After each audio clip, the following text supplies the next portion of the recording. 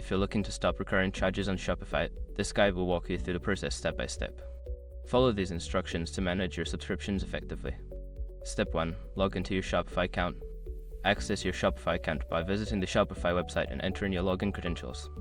Once logged in, you'll be directed to your Shopify dashboard.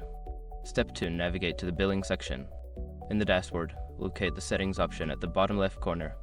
Click on it, then select billing from the menu to view your current billing information and subscriptions.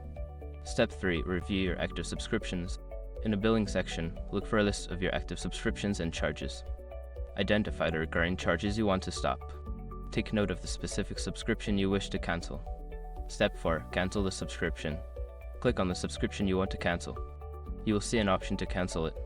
Follow the prompts to confirm the cancellation. Make sure to read any information regarding the cancellation policy. Step 5. Check for confirmation. After canceling, check your email for a confirmation message from Shopify. This will ensure that the recurring charges have been successfully stopped. Additionally, you can revisit the billing section to verify that the subscription is no longer listed.